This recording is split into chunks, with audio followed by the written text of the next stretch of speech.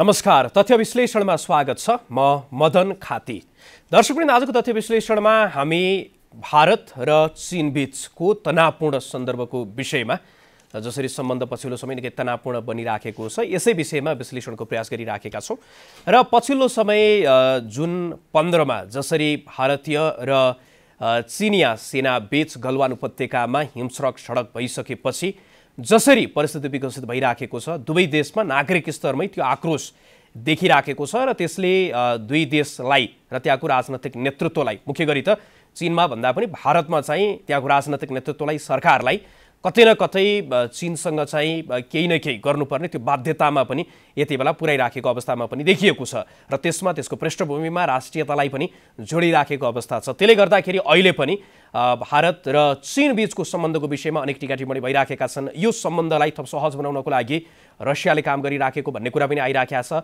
आज मात्रै पनि रसियाका विदेश मन्त्री, त्यस्तै गरी भारतीय र चिनिया विदेश मन्त्री बीच पनि सीमामा देखिएको तनावलाई कम गर्नको लागि चाहिँ छलफलको प्रयास भइराखेको भन्ने कुरा आइराखेको छ। एकातर्फ यो भारत र चीन बीचको सम्बन्धको कुरा भयो भने अर्कोतर्फ चीनलाई अमेरिकाले जसरी एक्लाउने प्रयास गरिराखेको छ, त्यसकै कतै न कतै प्रयास स्वरूप नै भारत र चीन बीचको यो अहिले आइराखेको कुराहरूलाई पनि विश्लेषण भइराखेको छ। चाहे त्यो चीनको त्यहाँको सरकारी मिडिया र कम्युनिस्ट पार्टीको मुखपत्र पनि भनिने ग्लोबल टाइम्सको कुरा गरौँ या भारतीय मिडियाहरूले पनि जसरी सूचना सम्प्रेषण गरिराखेका छन्, त्यो कुरालाई पनि आइराखेको छ। र तत्कालको अवस्था हेर्दाखेरि गलवान उपत्यकामा जुन प्रकारको हिंस्रक झडप भयो त्यसपछि भने अहिले फेरि दुवै तर्फले तनावलाई कम गर्नको लागि सैनिक स्तरमा सहमति गरेको भन्ने कुरा पनि आएको छ। यद्यपि त्योभन्दा अगाडि जुन 6 मा पनि भारत र चीन बीच त्यो तनावलाई चाहिँ कम गर्ने भन्ने सन्दर्भमा चाहिँ सहमति भएको थियो। तर त्यो सहमति हुँदै गर्दाखेरि पनि जुन 15 मा जुन प्रकारको हिंस्रक झडप भयो र अहिले फेरि सैनिक स्तरमा त त्यो तनावलाई कम गर्ने भन्ने भइराखेको छ। तर दुवै देशको जुन एलएसी रहेको छ, एलएसीको चीनपट्टिको भूमिमा र एलएसीको भारतपट्टिको भूमिमा पनि जसरी सैनिक गतिविधिहरू बढिराखेका छन्, त्यहाँ चाहिँ दुवैतर्फका वायुसेनाहरूको उपस्थिति जसरी देखिराखिएको छ र जुन प्रकारको सैनिक गतिविधि भइराखेको छ, त्यसले फेरि अर्को कुनै अनिष्टको सङ्केत गरिराखेका हो कि भन्ने कोणबाट पनि विश्लेषण भइराखेको छ। यसै विषयवस्तुलाई समेटेर तयार पारिएको यो रिपोर्ट अबको क्रममा।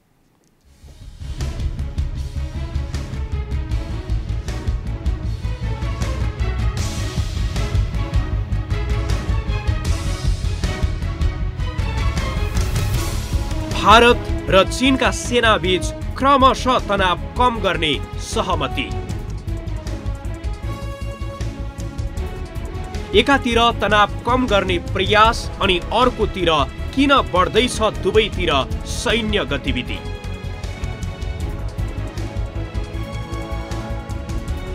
तनाव, सहमति अनि फेरि तनावको श्रृङ्खला कहिलेसम्म? जुन 15 मा भारत र चीन बीच भएको हिंस्रक झडपपछि दुई देशको सम्बन्ध झन तनावपूर्ण बन्दै गएको छ। भारत र चीन बीच लद्दाखको गलवान उपत्यकामा भएको झडपमा 20 भारतीय सेनाको ज्यान गएको थियो र चीनतर्फ पनि हताहत भएको बताइएको छ। तर चीनले आफ्नो तर्फ भएको मानवीय क्षतिको विवरण सार्वजनिक गरेको छैन। झडप लगत्तै भारत र चीन बीच विदेश मन्त्री स्तरमा टेलिफोन संवाद भयो। टेलिफोन संवादमा तनावलाई कम गर्न दुई देश सहमत भएको बताइएको थियो। तर गलवान उपत्यकामा देखिएका पछिल्ला गतिविधिले अर्को अनिष्टको सङ्केत गरिरहेको छ। गलवान उपत्यका स्थित एलएसी को चीन र भारत दुवैतिर सैनिक गतिविधि निरन्तर बढिरहेको छ। जुन 15 को हिंस्रक झडप बारे इन्डिया टुडेले प्रकाशित गरेको रिपोर्टमा झडप 3 चरणमा भएको बताइएको छ। जुन 6 मा भारत र चीनका सेना बीचको बैठकमा एलएसी को दुवैतिर रहेका अस्थायी पोस्ट खाली गर्ने सहमति भएको थियो। भारतको पक्षबाट सहमतिको कार्यान्वयनको अवस्था बुझ्न कर्णेल सन्तोष बाबुको नेतृत्वमा एक टोली एलएसी पार गर्दै चीनको भूमिमा पुग्छ। कर्णेल सन्तोष बाबु त्यहाँ पुग्दा चीनिया सेना त्यही नै हुन्छ, तर सेना नयाँ थिए। कर्णेल सन्तोष बाबुले सहमति कार्यान्वयनको कुरा गर्दा उनलाई चीनिया जवानले हातपात गर्छन्। त्यही आक्रोशमा भारतीय पक्षले पनि चीनिया सेनाको टेन्ट नै भत्काइदिन्छ। पहिलो चरणको झडप सकिन्छ। यो जुन 15 5 बजेतिरको घटना हो।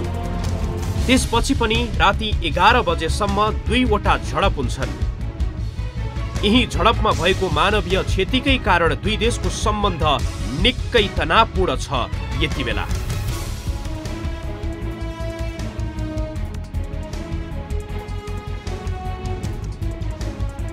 जुन 15 को हिंस्रक झडपपछि भारत सरकार दुई कारणले यति बेला तनावमा छ। पहिलो, प्रतिपक्ष दलले भारतीय प्रधानमन्त्री मोदीलाई कमजोर प्रधानमन्त्रीको रूपमा चित्रित गरिरहेका छन् भने दोस्रो, नागरिक स्तरमा पनि चीन विरुद्ध निकै आक्रोश छ। मोदीले आफ्नो राष्ट्रवादी छविलाई कायम राख्न पनि कुनै न कुनै कदम चाल्नुपर्ने बाध्यतामा छन्, जसले उनको शक्तिशाली र राष्ट्रवादी छविलाई कायम राखोस्। त्यसो त प्रतिपक्षी दल कांग्रेस आईले मोदी सरकारले चीनको अघि आत्मसमर्पण गरेको आरोप लगाएको छ। कांग्रेस आईका पूर्व अध्यक्ष राहुल गान्धीले ट्वीट गर्दै नरेन्द्र मोदीले गलवान झडपको विषयमा भारतीय नागरिकलाई पर्याप्त जानकारी नदिएको आरोप लगाएका हुन्। सायद नागरिकको आक्रोश र प्रतिपक्षकै दबावको कारण हुन सक्छ भारतको सरकारले सेनालाई सीमामा असामान्य अवस्थामा स्वविवेकको प्रयोग गर्न भनेको छ। अब भारतीय सेनाले परिस्थितिको विश्लेषण गर्दै हतियारको प्रयोग गर्न पनि पाउनेछन्, जुन भारत र चीन बीच भएको सहमतिको उल्लङ्घन भएको चीनिया पक्षको दाबी छ। भारत र चीन बीच सन् 1996 र 2005 मा 2वटा सहमति भएको बताइएको छ, जस अनुसार भारत र चीन बीच LAC को 2 किलोमिटर नजिक र पेट्रोलिङ गर्दा पनि बिना घातक हतियार गर्ने सहमति छ। भारतले असामान्य परिस्थितिमा हतियारको प्रयोग गर्न आफ्नो सेनालाई छुट दिए पनि चीनले भारतको कदमलाई सहमतिको उल्लङ्घन भनेको छ। चीनको सरकारी मिडिया ग्लोबल टाइम्सले भारतको कदमले सीमा तनावलाई झन बढाउने बताएको छ र चीनले सीमामा अशान्ति नचाहे पनि भारतको भड्काउपूर्ण कदमको जवाबका लागि चीन सक्षम रहेको उसले लेखेको छ। स्टकहोम इन्टरनेशनल पीस रिसर्च इन्स्टिट्युटका अनुसार भारतभन्दा चीन अर्थतन्त्रमा अहिले 5 गुणा ठूलो छ र भारतको भन्दा चीनको सैन्य खर्च 3 गुणा बढी छ। तर पनि भारत र चीनको सीमा तनाव बढ्दै गइरहेको छ। दुवै देशले सीमामा सैन्य उपस्थिति बढाएका छन्। भारतको वायुसेनाले C-17, II-76 र AN-32 ट्रान्सपोर्ट एयरक्राफ्ट सैनिक र आवश्यक सामग्री लद्दाख पुर्याउनको लागि तैनात गरेको छ।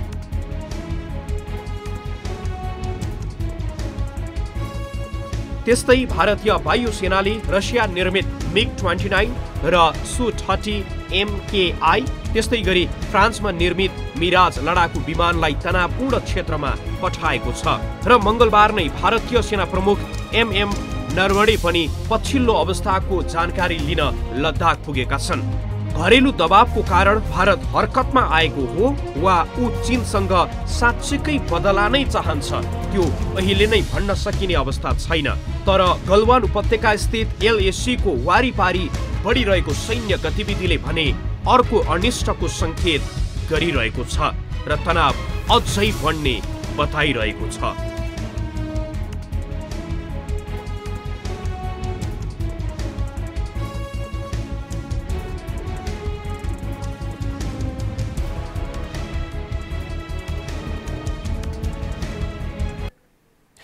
दर्शकवृन्द, हुन त यति बेला सैनिक स्तरमा दुवै पक्षले तनावलाई कम गर्नको लागि सहमति गरेको भनेर बताइएको छ, तर यही आधारमा नै त्यो तनाव कम होला भन्ने अवस्था आजको दिनमा पनि किन देखिया छैन भने दुवै तर्फबाट सैनिक गतिविधि LAC को भारततर्फ पनि र चीनतर्फ पनि त्यो बढिराखेको छ। दुवै तर्फका लडाकु विमानहरूले उक्त क्षेत्रको अवलोकन गरिराखेको, निरीक्षण गरिराखेको भन्ने कुरा पनि पछिल्लो समय आइराखेको छ। त्यसले गर्दाखेरि यो स्थितिलाई धेरै कोणबाट विश्लेषण गरिराखेको अवस्था छ।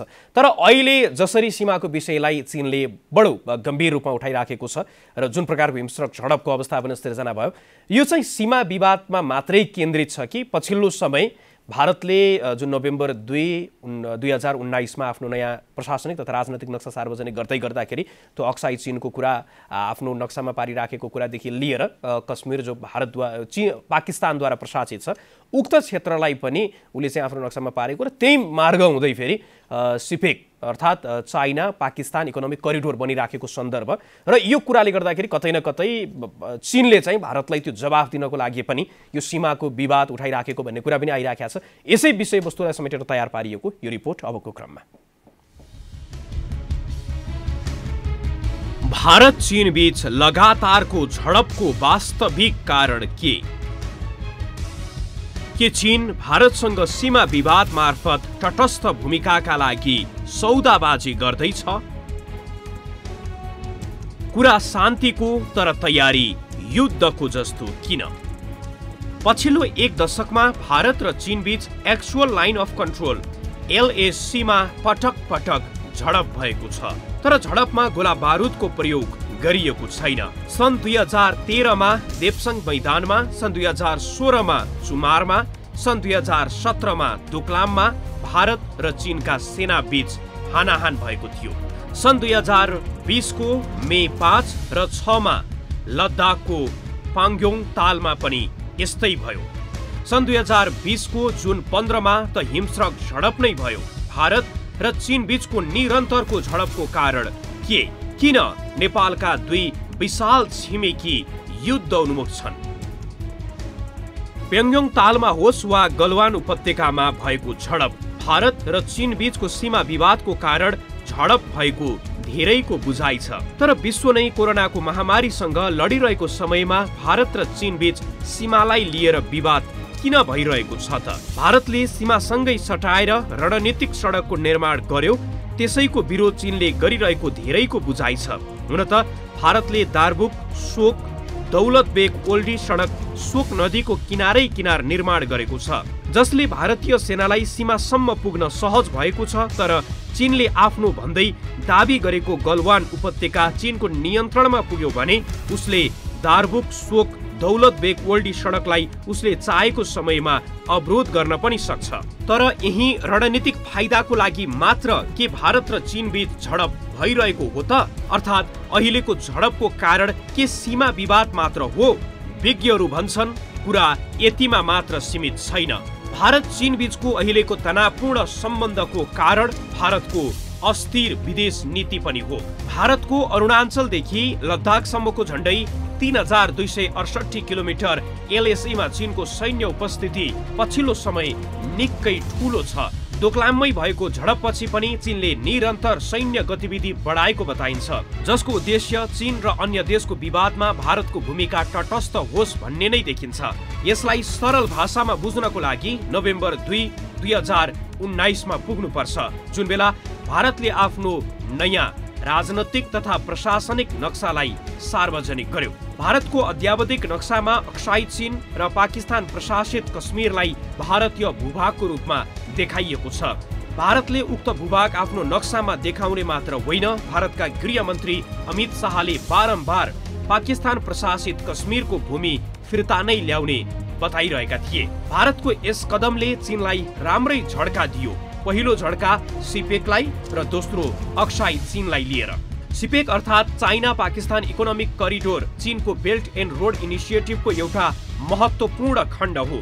भारत बेल्ट एन्ड रोड इनिसिएटिभमा छैन र उसले यसको विरोध पनि गर्दै आइरहेको छ। विरोध मात्र होइन, भारतका कदम पाकिस्तान प्रशासित कश्मीर हुँदै निर्माणाधीन करिडोरलाई नै चुनौती हुन थालेपछि चीन पनि त्यसको जवाफ दिनै पर्ने बाध्यतामा थियो। उता भारतले चीनका क्षेत्रीय प्रतिद्वन्दीहरू भियतनाम, जापान र अस्ट्रेलियासँग पनि सम्बन्ध चीनलाई रोक्ने तहमै विकास गर्न थालेको चीनको बुझाइ थियो। पछिल्लो समय त चीनको विकासलाई दबाउन अमेरिकाले प्रस्ताव गरेको इन्डो पेसिफिक रणनीतिमा भारत सहभागी भएपछि चीन आफू थप दबावमा परेको महसुस गर्यो। सम्भवतः भारतसँगको सीमाको विषय उठाएर उसले भारतको तटस्थ भूमिकाका लागि सौदाबाजी गर्न खोजेको हुन सक्ने पनि धेरैले अनुमान गरेका छन्। भारत र चीनका सेना बीच क्रमशः तनाव कम गर्ने सहमति, एकातिर तनाव कम गर्ने प्रयास अनि अर्कोतिर किन बढ्दैछ दुवैतिर सैन्य गतिविधि? तनाव र सहमतिको श्रृङ्खला, तनाव, सहमति अनि फेरि तनावको श्रृङ्खला कहिलेसम्म?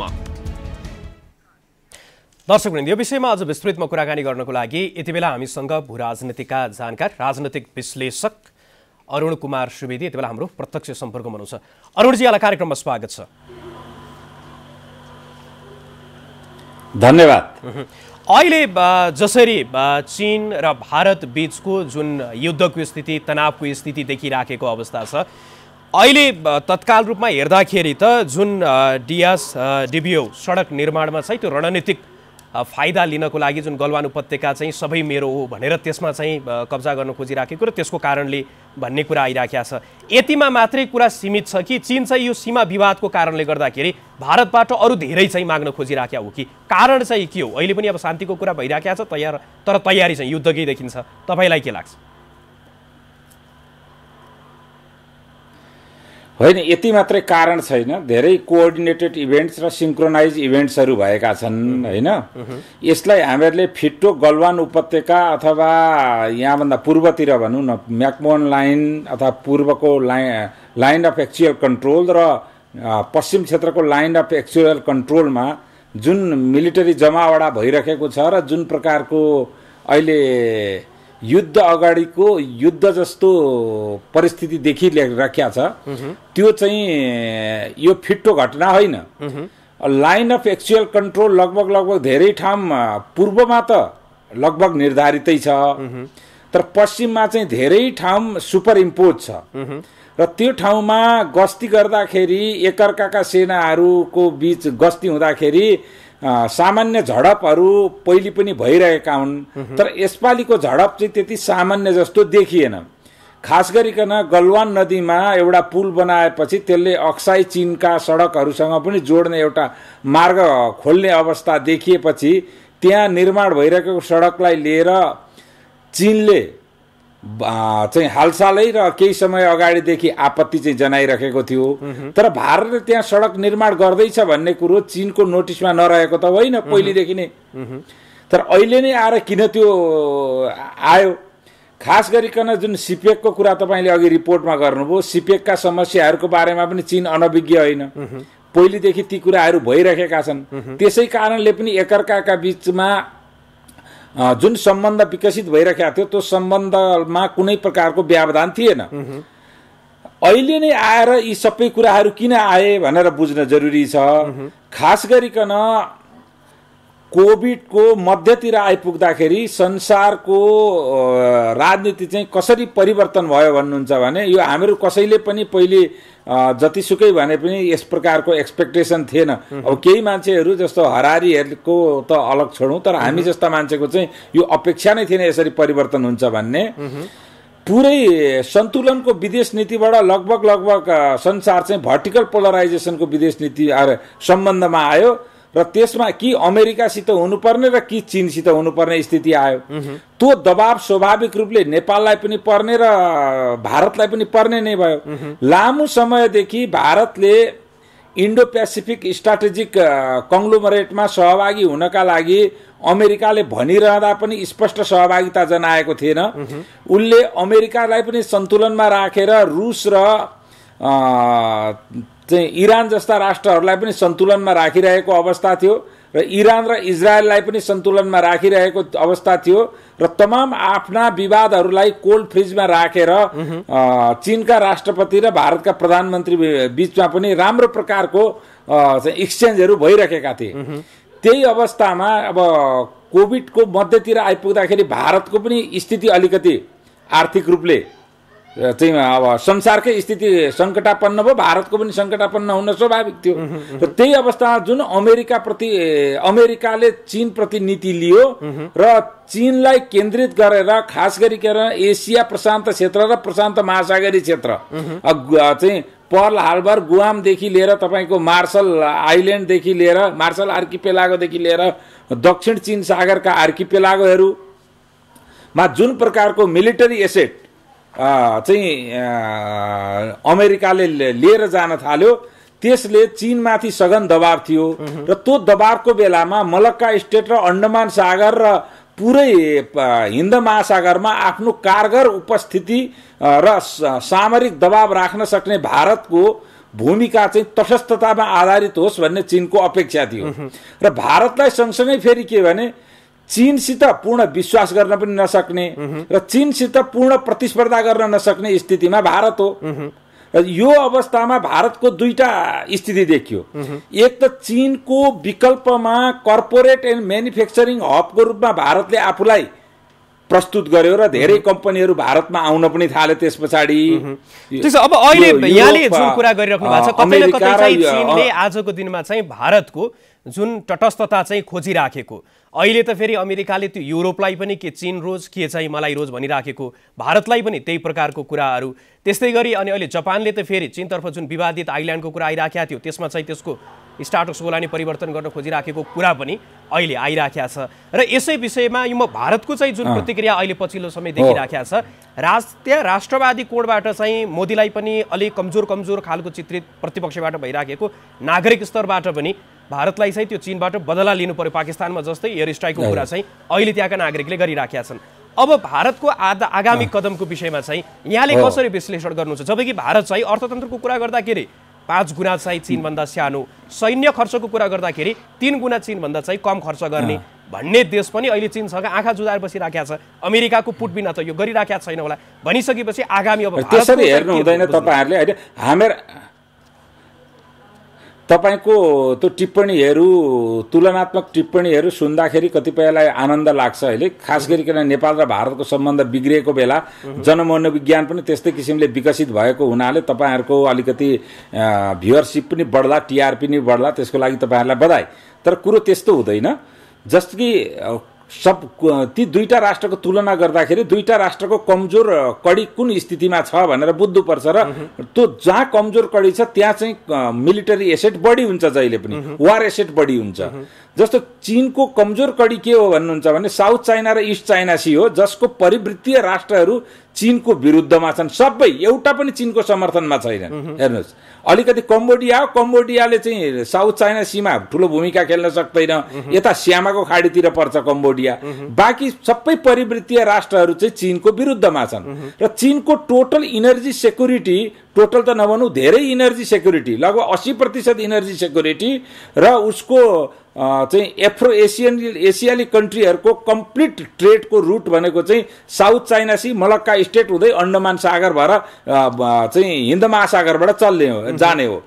त्यो ठाउँमा सम्पूर्ण उसको चाहिँ त्यो कमजोर कडी भएको हुनाले त्यो ठाउँलाई उसले लक्षित गरेर र त्यही ठाउँमा अमेरिका र सम्बद्ध राष्ट्रहरूको पुरा वार एसेट केन्द्रित भएको बेलामा चीनको चाहिँ धेरै सैन्य क्षमता त्यतापट्टि केन्द्रित हुनुपर्छ। तर भारतलाई चाहिँ आफ्नो मेरिटाइम जोन अथवा सामुद्रिक क्षेत्रबाट अहिले कुनै पनि त्यत्रो तात्विक चाहिँ चुनौती छैन। उनलाई चुनौती कचकच गर्ने भने पाकिस्तानले हो अलिकति, हैन? अहिले आएर नेपालले पनि भनेर चाहिँ मतलब ग्लोबल टाइम्सले लेखिसक्यो, तर नेपालको परराष्ट्र मन्त्रालयले चाहिँ त्यसको खण्डन गरेपछि अब चीन र भारतको चाहिँ युद्ध भयो भने नेपाल चाहिँ दबाब दिँदैन भन्ने कुरामा हामीले विश्वास गर्नु पर्यो त्यो अवस्थामा। तर पाकिस्तानले दिन्छ। पाकिस्तानलाई कन्टेन्ट गरेर चीनतिर भारत केन्द्रित हुँदाखेरि चीनको चाहिँ वार एसेट प्रशान्त महासागरीय क्षेत्रमा पनि व्यापक रूपमा डिप्लोय हुनुपर्ने हुनाले त्यो चाहिँ तुलना गर्नुपर्छ हामीहरूले। उसको हिमालयन क्षेत्रको वार एसेट र भारतको सबभन्दा कमजोर कडी भने हिमालयन क्षेत्रको सुरक्षा अथवा चीनसितको सुरक्षा। त्यसकारण भारतको चाहिँ ठुलो वार एसेट चीनलाई कन्टेन्ट गर्नमा जान्छ। चीनको चाहिँ ठुलो वार एसेट भनेको प्रशान्त महासागरीय क्षेत्र, दक्षिण चीन सागर र पूर्वी चीन सागरमा कन्टेन्ट गर्नमा जान्छ। यसरी चाहिँ तुलना गर्नुपर्छ। यो तुलना गर्दाखेरि जो पनि जसलाई पनि चुनौती दिन चाहिँ सक्षम हुन्छ। हेर्नुहोस्, यस्तो अर्को यस्तै प्रसङ्ग चाहिँ अहिले भारतमा यो व्यापार, चीन र भारत बीचको व्यापारको कुराकानी गर्दाखेरि चाहिँ जुन बाइकट चाइनाको चाहिँ जुन अभियान चलिराखेको छ र यसले चाहिँ अब बुलेटले होइन हामी चाहिँ वालेटबाटै चीनलाई चाहिँ जवाफ दिन्छौँ भन्ने कोणबाट जुन अभियान चलाइएको छ, यसलाई चाहिँ यहाँले कसरी विश्लेषण गर्नुहुन्छ? त्योबाट चाहिँ चीनलाई साइजमा ल्याउन भारत आजको दिनमा सफल होला? हैन, यो के भने यो व्यापार भनेको चाहिँ सडकको भावनात्मक उद्वेगले निर्धारण गर्ने कुरो होइन। त्यो चाहिँ भारतेली सञ्चार माध्यम, खास गरिकन निजी सञ्चार माध्यमहरूको पनि टिआरपीको रोग छ। त्यस्ता कुराहरूलाई प्रोभोकेसनको रूपमा लिएर आउँछन्। तर त्यसरी अहिले नै कन्ज्युमेबल अथवा उपभोग्य सामग्रीहरू चीनबाट आपूर्ति गर्नमा तुरुन्तै चाहिँ प्रतिबन्ध लगाउने र चीनका सामग्रीहरू लिएर आएका सामग्रीहरूको पनि बिक्रीमा चाहिँ गिरावट आयो भने भारत आफै अर्थतन्त्रको सङ्कटमा फस्छ। त्यतिसम्म अब एक त बनिया कम्युनिटीकै हुनु मोदी, होइन? त्यतिसम्म चाहिँ म त मूर्खतापूर्ण स्थिति चाहिँ आउन दिन्छन् भन्ने लाग्दैन।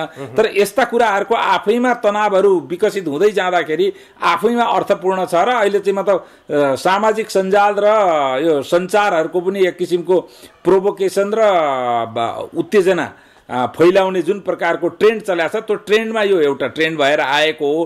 तर यसलाई चाहिँ गम्भीर चाहिँ त यो व्यापारिक कुरा गर्दाखेरि चाहिँ यो तुरुन्तै त्यति सजिलो चाहिँ बाइकट चाइनाको सामानहरू बाइकट गर्न सजिलो छैन भारतलाई।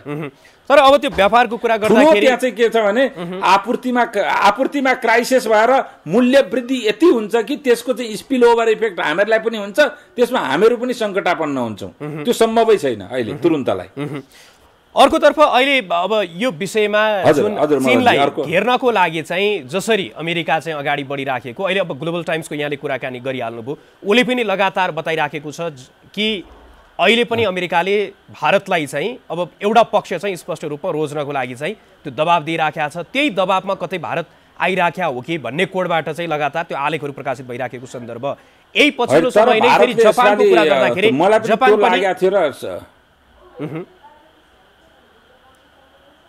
हजुर मैले यो कुरा चाहिँ मेरो चाहिँ आफ्नै भिडियो ब्लगको च्यानलमा पनि यो कुरा स्पष्ट गरेको छु।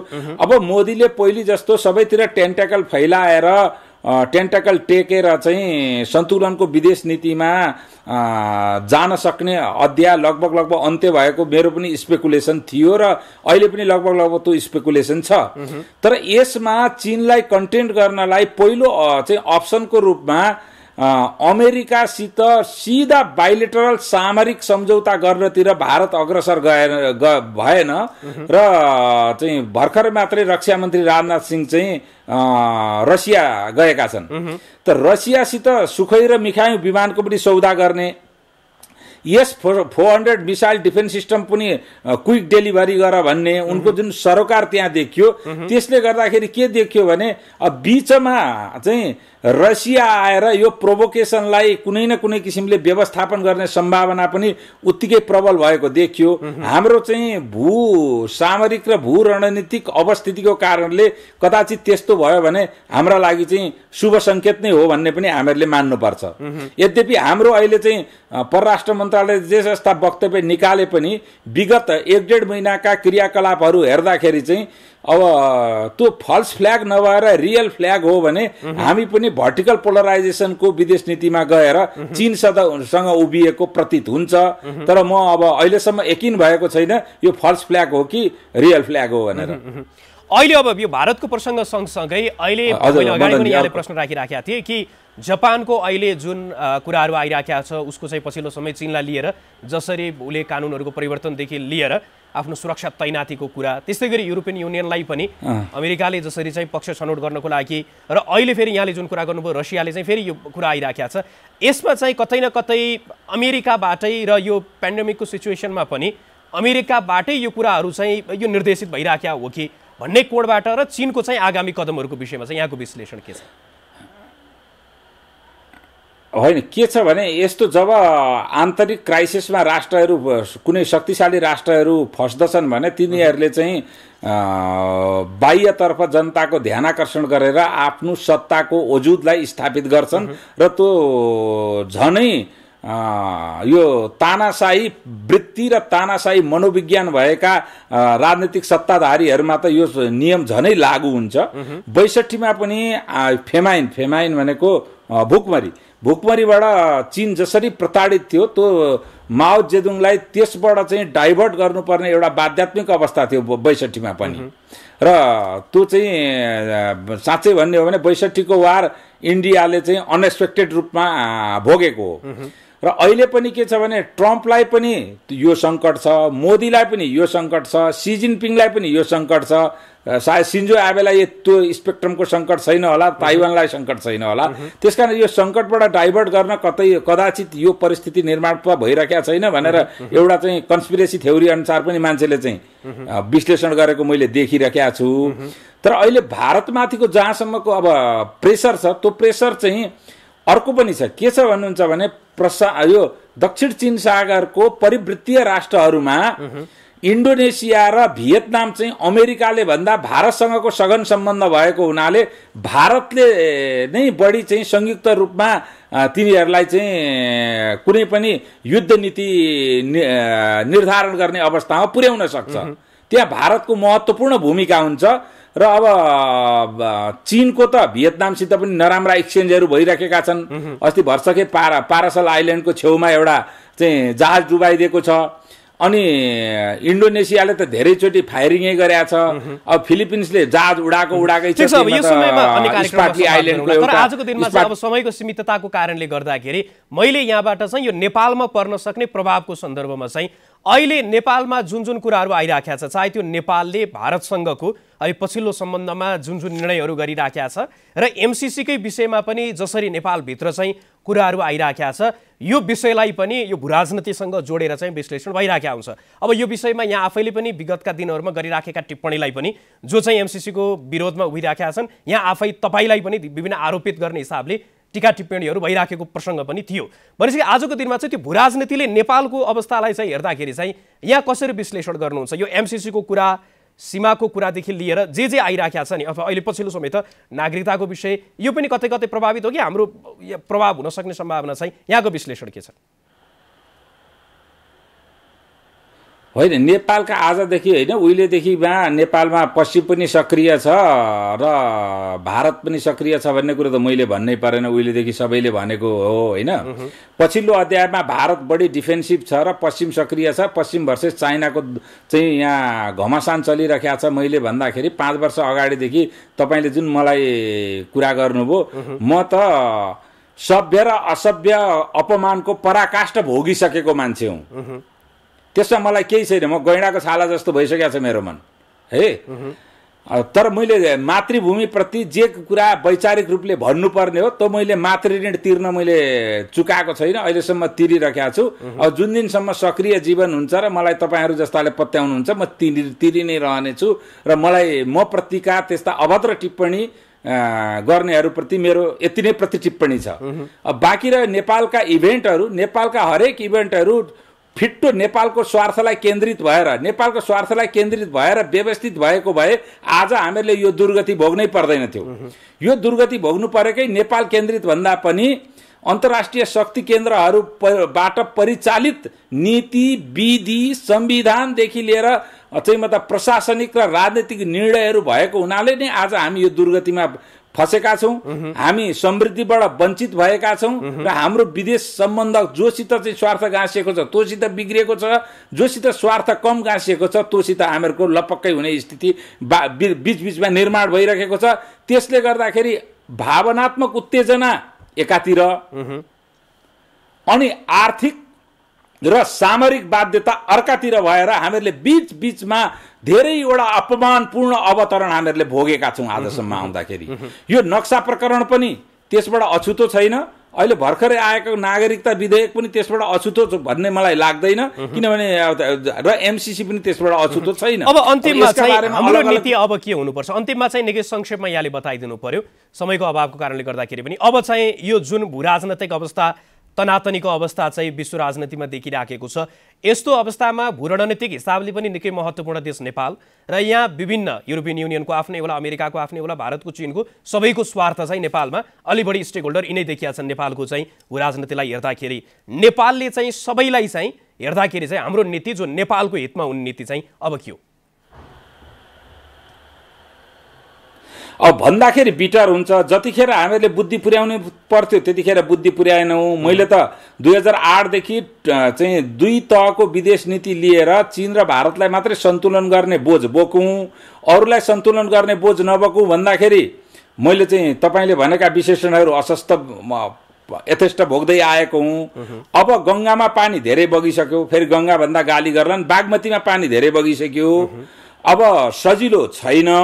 नेपाल अब आफ्नो बलबुताले सन्तुलनको विदेश नीतिमा अड्नै सक्दैन, या त कसैको बैशाखीमा चाहिँ प्रोक्सी रूपले सन्तुलनको विदेश नीति देखिएर आन्तरिक रूपले कसैसितको एलाइजको रूपमा हुनुपर्छ, या त भर्टिकल पोलराइजेसनमा एकातिर लाग्नुपर्छ।